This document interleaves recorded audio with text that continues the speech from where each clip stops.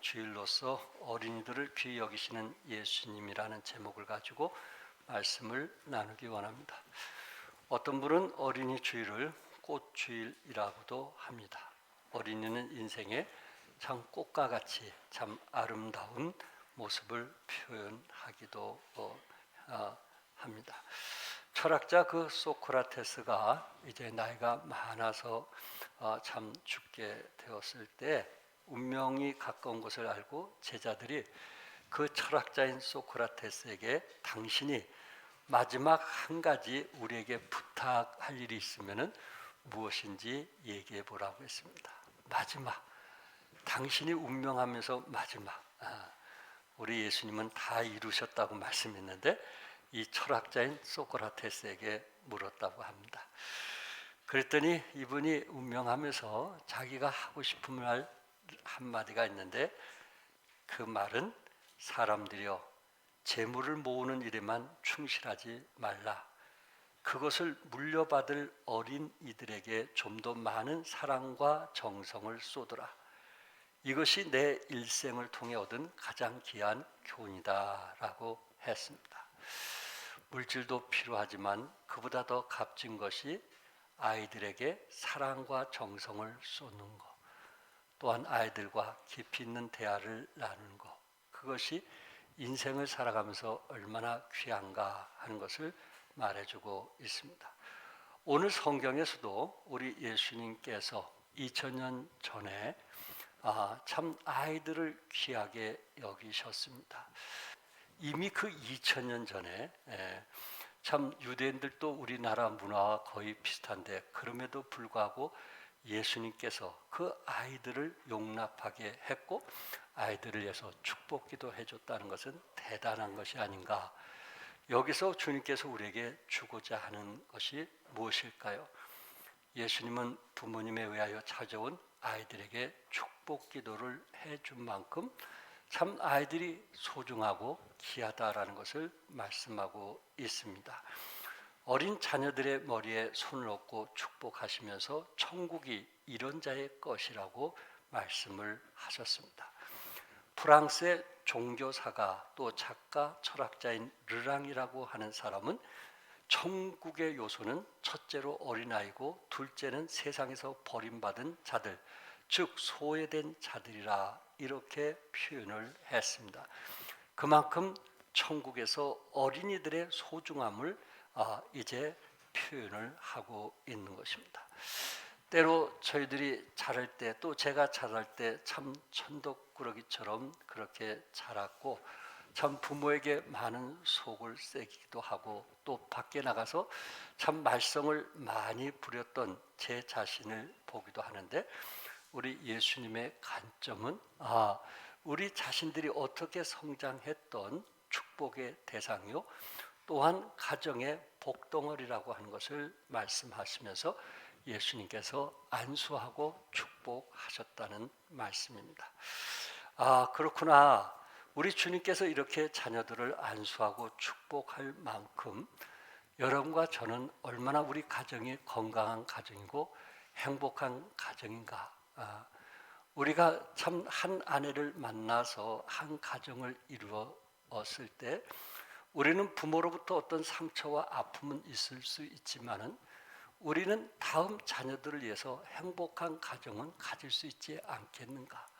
사랑하고 이해하고 용서하면서 더불어 자녀들과 행복한 가정을 만들어 갈 수 있는 그런 축복을 하나님께서 우리에게 주시지 않았느냐 하는 것입니다.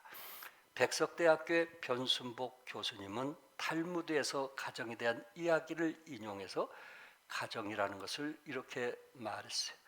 가정이란 사람이 태어나서 최초로 입학하는 학교다. 최초의 선생님은 어머니요 아버지다. 최초의 선생, 바로 그분이 어머니요 아버지라고 말을 했습니다.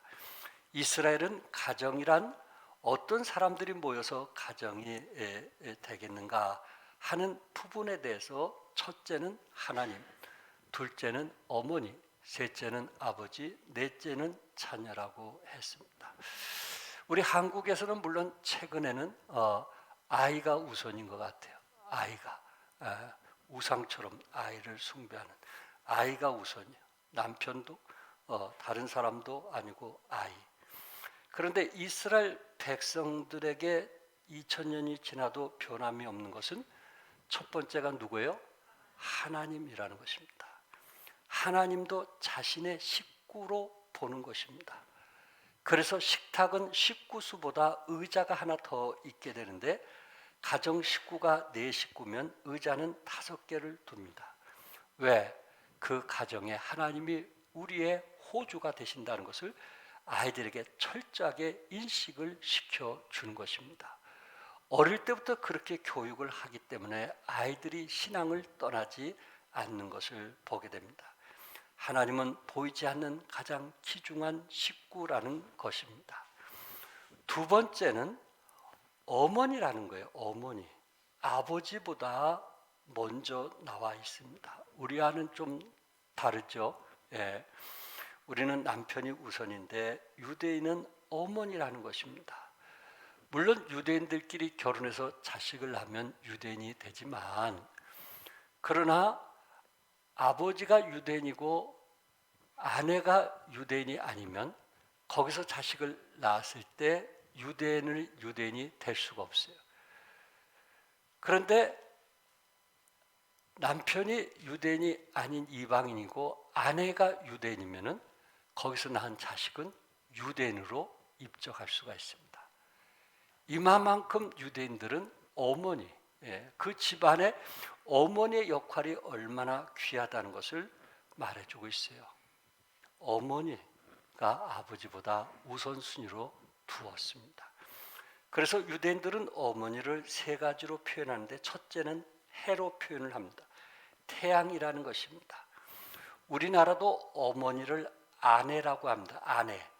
이 아내라는 말은 안해에서 나온 말인데 안에 있는 해라고 하는 말이 근원입니다.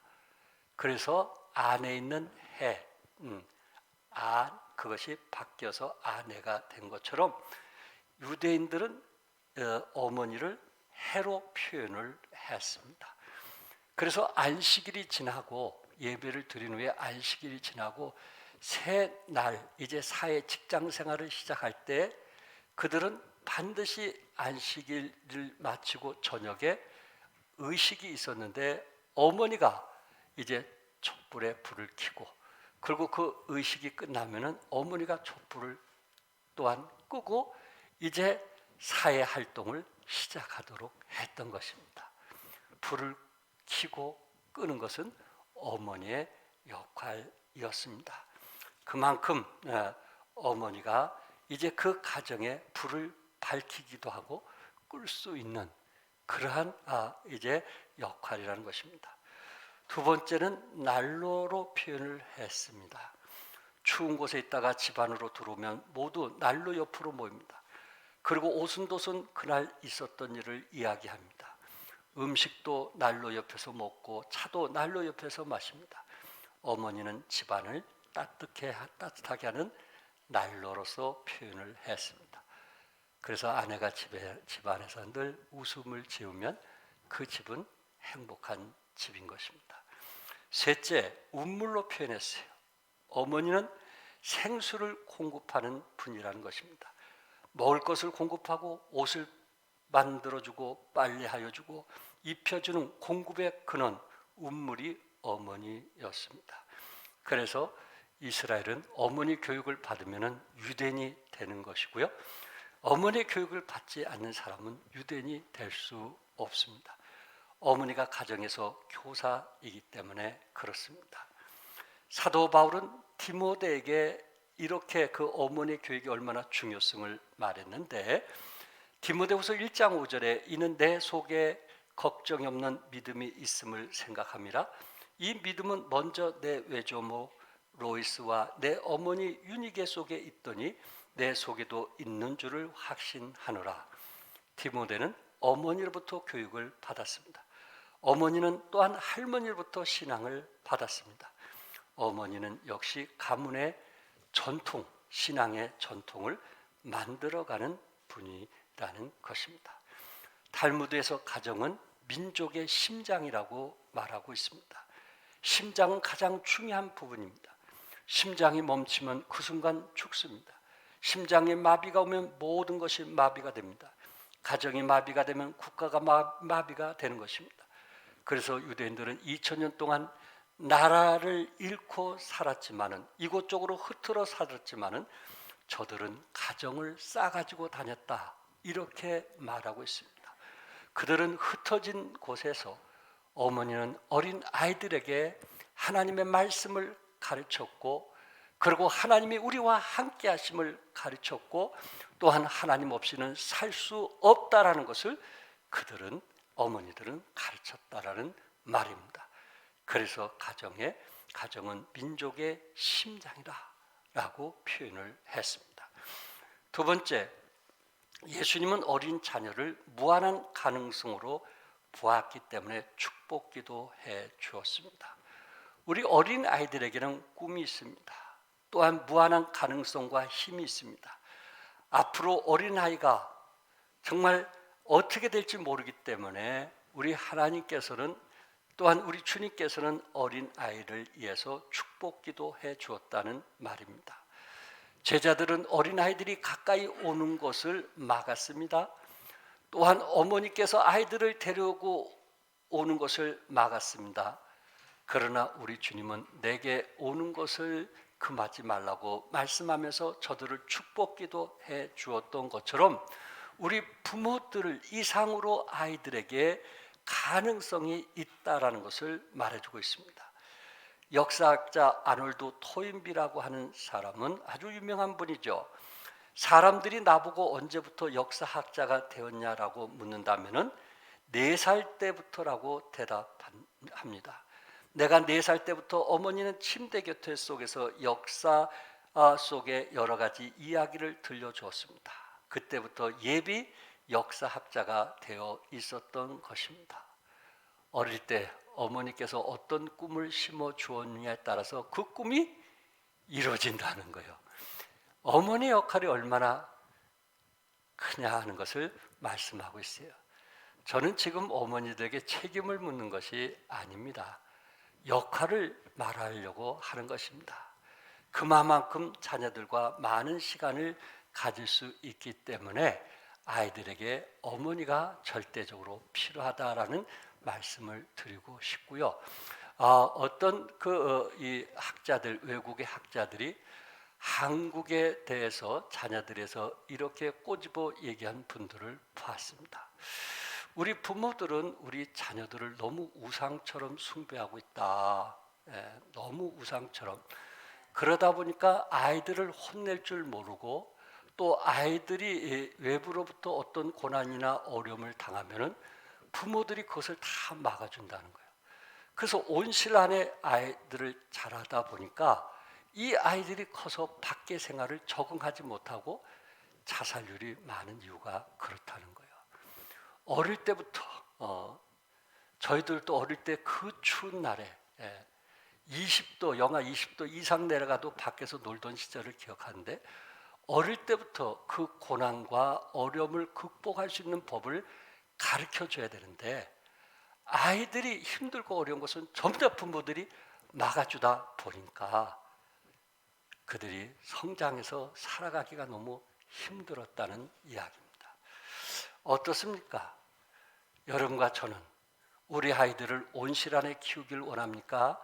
그렇지 않으면 사회에 적응하면서 살아가기를 원하십니까? 그것이 부모의 교육 중에 하나이기 때문에 그렇습니다.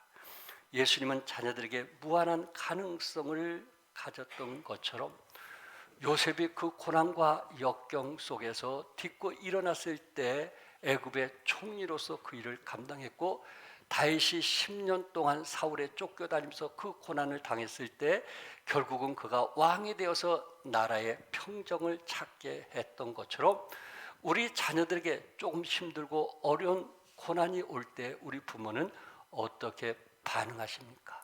스스로 일어나기를 원하십니까? 부모의 도움에 의해서 일어나기를 원하십니까? 어떤 아이가 그 마음속에 있는 가능성을, 창의력을 가지고 발휘할 수 있겠느냐 하는 것을 제가 묻는 것입니다. 공지영 작가는 고난에 대해서 이렇게 말했습니다. 형벌 없이 글을 쓸 수 있을까? 나는 아니라고 말할 수 있다. 고통 없이 지혜를 얻을 수 있을까? 40살이 훌쩍 넘어 나는 이제 아니라고 대답한다.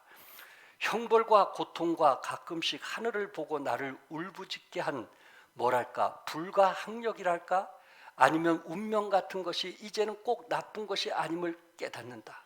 신이 내게 고통을 줄까 안위를 줄까 물으면 나는 여전히 안위를, 깨닫지 못해도 좋고 멍청해도 좋으니 아니함을 주세요 하고 겁도 없이 졸라댈 것 같아.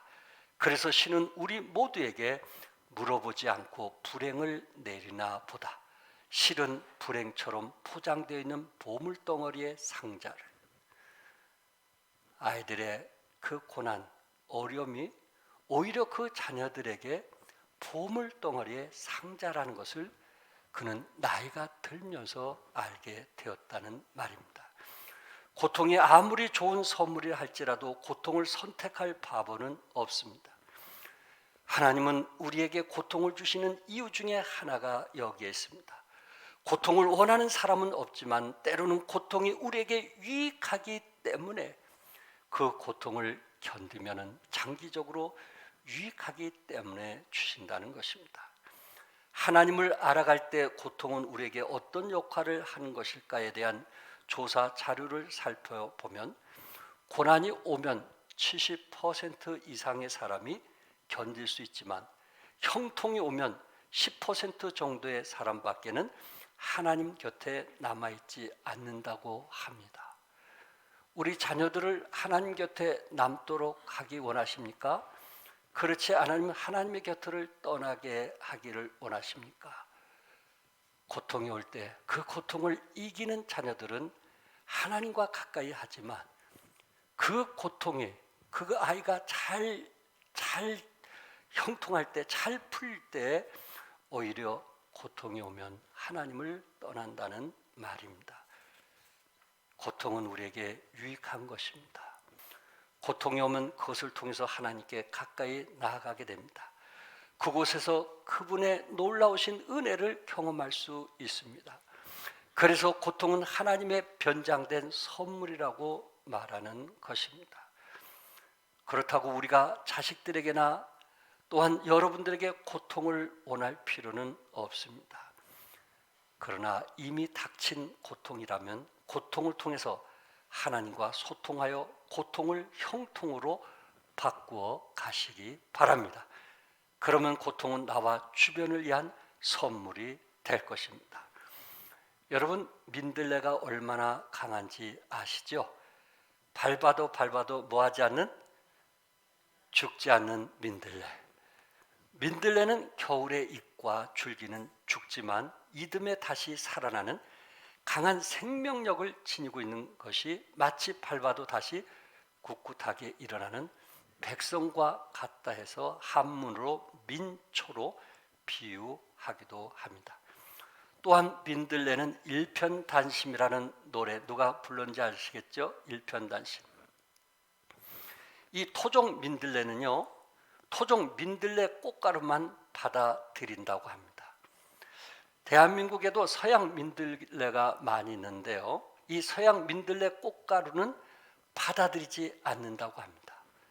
자기가 원하는 토종 민들레 신랑감이 오기를 일편단심으로 기다린다고 합니다. 결국 토종 신랑이 오지 않으면 급기야 처녀 임신을 한다고 합니다. 일편단심. 한 남자를 위해서 살아가는 아름다운 여인의 모습을 말해주고 있습니다. 이 민들레는 약초로 제가 찾아보니까 한 100여 가지 이상으로 약초로 많이 쓰더라고요.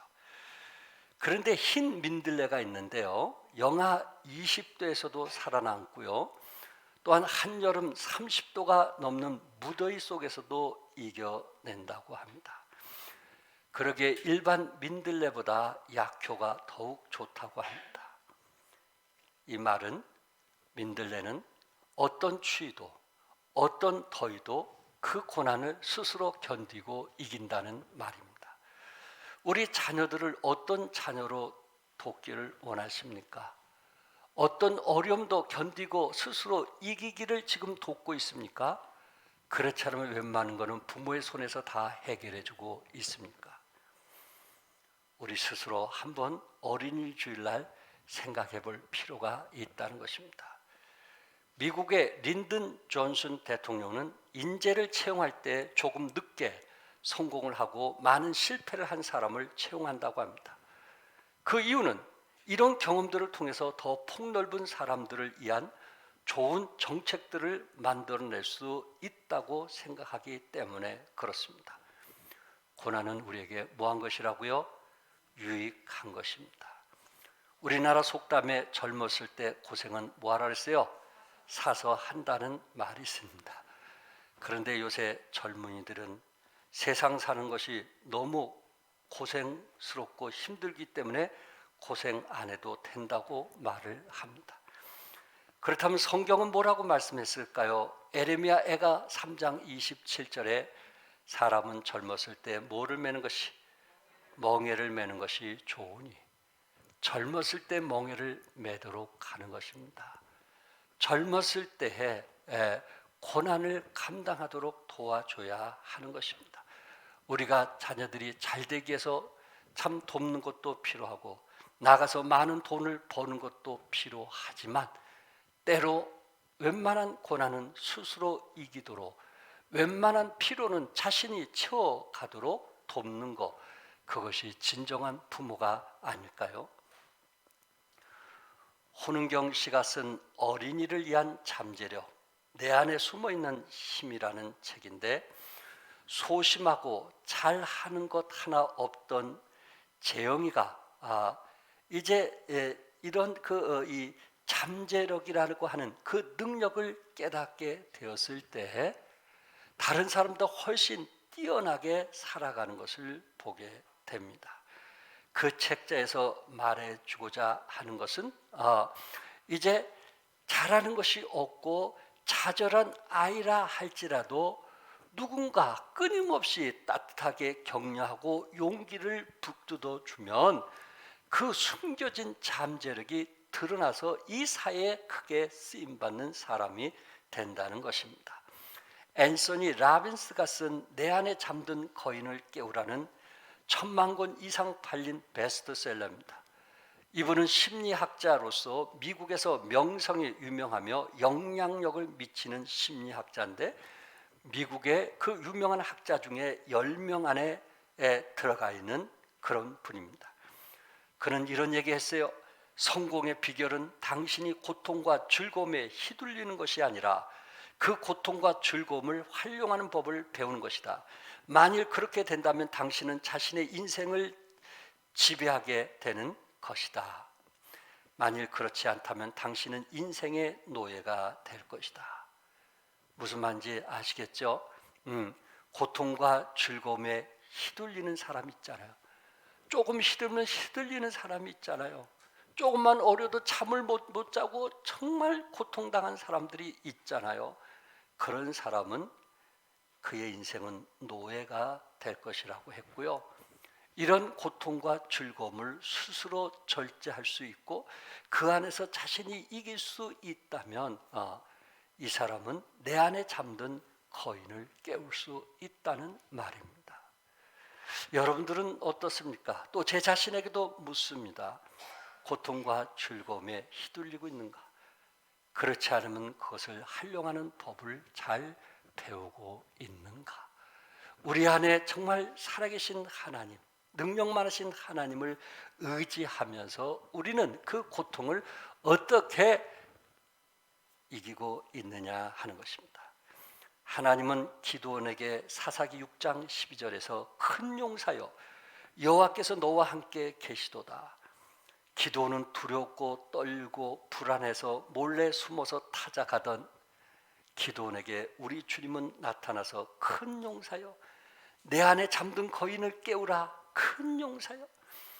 예수님은 시몬에게 요한복음 1장 42절에 예수께서 보시고 이르시되 내가 요한의 아들 시몬이 장차 뭐라?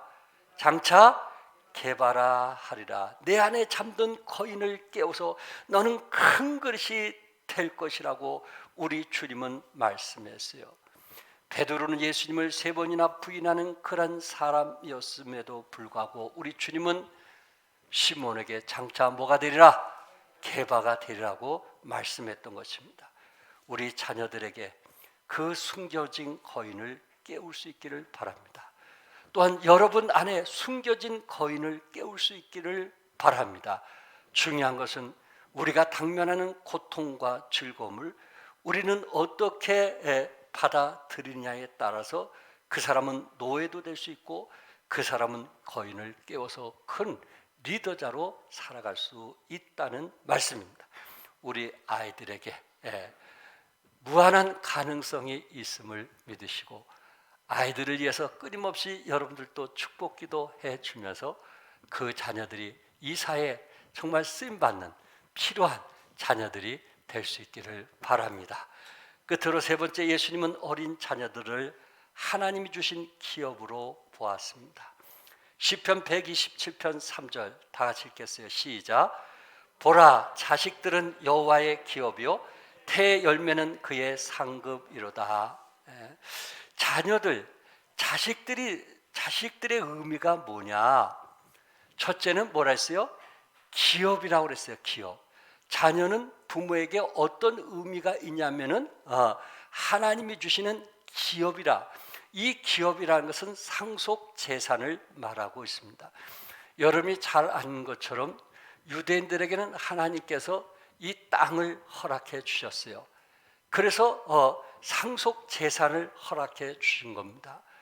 그런데 가정이 가난해서 자기 땅을 팔았을지라도 이제 희년이 되면은 50년이 넘으면 그 땅은 자기 것으로 다시 돌아오도록 만들었습니다. 그걸 갖고 희년이라고 말씀을 합니다. 여러분, 재산 중에 상속받은 것 중에 가장 큰 게 뭐예요? 그것은 땅일 것입니다. 아마 대한민국에도 지금 잘 살고 있는 사람들은 부모에게 뭐를 유산으로 받았어요? 땅을 유산으로 받았기 때문에 잘 사는 것입니다. 땅은 기업과 같은 거예요. 유산과 같은 거예요. 이렇게 소중한데 오늘 성경에 우리에게 기업과 같은 유산과 같은 것이 있는데 우리의 자녀라고 그랬어요. 자녀가 상속받은 기업이라고 말씀했어요. 그러니까 이 자녀가 얼마나 소중하고 귀한지 아시겠죠? 때로 속상하고 마음 상하게 할 때도 있지만 우리 하나님께서 자녀는 하나님께서 우리에게 주신 선물인데 기업이라 이렇게 말씀했던 겁니다. 2번째는 상급이라고 했습니다. 자녀는 하나님이 주신 상급이라고 말씀했어요. 자식은 부모에게 어떤 유익을 줄까요? 성경은 첫째, 자식은 부모를 지켜주는 울타리 역할을 한다고 합니다. 정말 자식이 있음으로써 얼마나 힘이 된지 아시죠? 때로 부모가 지치고 힘들 때 자녀들이 걱정하지 마세요. 그 한마디가 얼마나 힘이 되는지 모릅니다. 시편 127편 4절에 젊은 자의 자식은 장사의 수중에 화살 같으니 세상에서 가장 큰 힘은 젊음의 힘인데 그 장사의 수중에 화살이 있으니 얼마나 큰 힘이 되느냐 하는 거예요. 또한 자녀들은 노년에 부모를 복양합니다. 나오미의 자부 룻이 아들을 낳았을 때 동네 사람들이 뭐라고 축복해 줬냐면은 룻기 4장 15절에 이는 내 생명의 회복자이며 내 노년의 봉양자라. 생명의 회복자라는 것은 삶의 생기를 불어넣어 준다는 것입니다. 자식들이 함께 모였을 때 그 기쁨과 감격은 말로 표현할 수가 없을 거예요. 어버이 줄로서 자식들이 한번 찾아왔을 때 그 부모의 기쁨은 말로 표현할 수가 없을 거예요. 자식은 부모에게 생기를 불어넣어주고 노년에는 부모를 복양합니다. 셋째로 부모에게 미래에 대한 기대를 줍니다. 시편 128편 3절에 내 집 안방에 있는 내 아내는 결실한 포도나무 같으며 네 식탁에 둘러앉은 자식들은 어린 감람나무 같으리라. 어린 감람나무, 수천 년을 살 수 있는 감람나무. 어린 감람나무는 장래성과 미래의 희망을 상징하기도 합니다. 자식은 하나님이 여러분과 저에게 주신 기업이요 상급이라고 말씀을 했습니다. 우리가 믿던 믿지 않던, 시대가 어떻게 변했던, 자식은 부모를 지켜주는 울타리 역할을 하게 될 것이고, 노년에 부모를 복양하게 될 것이고, 또한 부모에게 미래에 대한 기대를 주기 때문에 자식은 우리에게 상급이 된다라고 성경은 말씀하고 있어요. 이런 자녀들을 우리가 어떻게 도와줘야 될까요? 이런 자녀들을 우리가 어떻게 키워야 될까요? 신명기 6장 7절에서 9절, 이스라엘 백성들이, 어머니들이 자식들에게 늘 끊임없이 말씀하고 있고, 그것을 미간에 또한 이제 손목에 기록해서 가지고 다니라고 하는 성경 구절인데, 우리 같이 한번 읽겠어요. 다 같이 시작. 내 자녀에게 부지런히 가르치며 집에 앉아 있을 때든지 길을 갈 때든지 누워 있을 때든지 일어날 때든지 이 말씀을 강론할 것이며, 너는 또 그것을 내 손목에 메어 기호를 삼으며 내 미간에 붙여 표를 삼고 또 내 집 문설주와 바깥문에 기록할지니라. 유대인들은 세계 영향을 미치고 있고, 또한 미국의 대부분의 부자들은 유대인이라고 하고, 그리고 모든 권력은 유대인들이 갖고 있다고 합니다. 어떤 책에서는 대한민국에도 유대인들의 재산이 꽤 많이 있다라고 말하고 있습니다. 그만큼 세계에 영향을 미치는 유대인들, 학교에서는 오전에 성경 공부를 하고 오후에는 그들의 필요한 공부를 하는 그 유대인들이 세계를 지배하고 있다는 것입니다. 부모들은 주일날이라도 학원에 가야 마음을 편하게 생각하는데, 유대인들은 철저하게 안식일을 지키고 월요일부터 삶을 시작하도록 돕고 있습니다. 어머니가 그렇게 가르치는 것입니다. 하나님께서 저들에게 지혜를 주실 것을 믿고 으뜸이 될 것을 믿고 하나님 말씀대로 훈련하고 가르치는 것입니다. 끝으로 요즘 사회에서 좀 지나간 얘기이기도 하지만은 많이 사용된 단어가 노블레스 오빌리제라는 말입니다. 이 말은 불어로서 명예를 뜻하는 노블레스와 의무를 말하는 오블리제가 합성된 말입니다.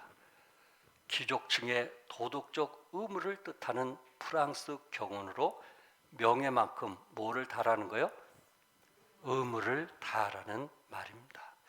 이 말의 어원적 뿌리는 로마 시대부터 시작되었는데요, 로마 시대 귀족들은 그들이 누리는 신분과 영예와 함께 그 명예에 따르는 신실한 의무를 이행했다는 것입니다. 우리가 아는 대로 로마가 세계를 지배했습니다. 모든 길은 로마로 통하는 말이 나올 정도였습니다.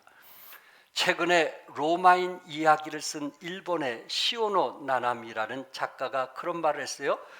로마인들이 지성에 있어서는 헬라인들에게 뒤지고, 신체에 있어서는 켈팅과 게르만족에게 뒤지고, 경제력에 있어서는 카르타고인들에게 뒤떨어졌지만, 그렇게 큰 제국을 이루어 오랫동안 유지할 수 있었던 것은 바로 노블레스 오블리제의 정신 때문이었다, 이렇게 말하고 있습니다.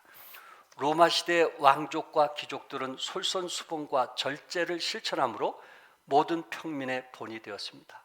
로마의 부유한 원로들은 솔선하여 세금을 더 많이 부담했고요, 전쟁의 때에는 고위층부터 먼저 전쟁터로 달려가 나라를 위해 목숨을 던졌습니다. 그들은 이것이 귀족이라는 영에 맞는 도덕적 책임이라고 생각했던 것입니다. 영국도 철저한 신분사회고 귀족사회입니다. 얼마 되지 않는 소수의 귀족들이 전체 영국으로 이끌고 있습니다. 그들에게 노블레스 오블리제 정신이 강합니다. 그 하나의 대표적인 예가 1982년 포클랜드 전쟁이 일어났을 때 영국 왕실의 앤드류 왕자는 스스로 전투기에 올라 조종사로 참전함으로 화제를 모은 일이 있었습니다. 2차 세계대전이 일어날 때도 귀족이요 유능한 학생인 캠브리지와 옥스퍼드 대학의 학생들이 앞장서 전쟁터로 나갔습니다. 나중에 졸업식 때에는 학생들이 없어서 하지 못할 때가 있었고요. 지금도 그 대학의 벽판에는 그 전쟁터에서 피 흘리며 죽은 학생들의 이름이 적혀 있습니다. 많이 배운 학생들, 남들보다 잘 나간 학생들이 전쟁터에 앞서 나갔다는 말입니다. 미국에도 물론 있습니다. 미국의 남북전쟁 시절에 먼저 전쟁터로 달려간 사람들은 사회 지도층 인사들과 그 자제들이었습니다. 2차 세계대전 때에도 하버드와 예일과 같은 대학의 귀족 가문의 학생들이 먼저 전쟁터로 떠났습니다. 지금도 미국의 유명 사립대학들은 이 사립대학들을 유지하는데 미국의 대부호와 저명 인사들의 기부금으로 재정이 넘쳐난다고 합니다. 이런 풍부한 재원 덕에 미국의 사립대학은 학문의 금자탑까지 세울 수 있었습니다. 사립대학이 숱한 인재의 산실과 학자의 요람이 되었던 것은 바로 노블레스 오블리제의 정신 때문이라는 것입니다. 사랑하는 성도 여러분, 우리는 어떻습니까? 명예만큼 의무를 다하라는 것입니다. 혹시 우리 자녀들이 다른 자녀들보다 좋은 조건에서 키울 수 있었다면 하나님 은혜에 감사하면서 그 아이들이 얻은 명예만큼 뭘 다하자고요? 의무를 다하는, 사회에 봉사할 수 있도록 도와주는, 사회에 기여할 수 있도록 도와주는, 자녀들이 잘 먹고 잘 살고 결혼 잘하고 이런 세상 사람과 같은 생각을 가지고 살아가는 것이 아니고, 우리 자녀들이 어떻게 정말 하나님 은혜 가운데 남들보다 고기 한 번 더 먹을 수 있었고 남들보다 좋은 옷 한 번 더 입을 수 있었다면 그 얻은 명예를 이제는 사회에 기여할 수 있도록 도와주는 교육, 그것이 우리에게 절대적으로 필요하지 아니할까요? 여러분과 저는 하나님의 자녀의 권세를 가졌습니다. 예수 그리스도의 보혈의 능력으로 말미암아 하나님의 자녀가 되는 권세를 얻었다는 것입니다. 천국의 소망을 가지고 살아갈 수 있었다는 이런 엄청난 명예를 얻었기 때문에 하나님의 자녀로 만족하는 것이 아니고 우리보다 또한 불쌍하고 연약하고 또한 나를 필요로 하는 사람들에게 기여할 수 있는, 그들을 도와줄 수 있는, 그리스도의 사랑을 보여줄 수 있는, 그것이 진정한 의무가 아닐까요? 우리 주님께서는 이 땅에서 너희는 세상의 빛이니 빛으로서, 너희는 세상의 소금이니 소금으로서 역할을 하라고 말씀하고 있어요. 우리 교회는 운전하시는 분도 계시고 교수님도 계시고 사업하는 사업가도 계십니다. 여러분이 있는 이치에서 빛과 소금의 역할을 감당하는 그 의무를 행할 수 있기를 바랍니다. 또한 우리 자녀들을 키우면서 명예만큼 의무를 다하도록 사회에 기여할 수 있도록 돕는 우리 모든 믿음의 식구들이 되시기를 주님의 이름으로 축복합니다. 기도하겠습니다.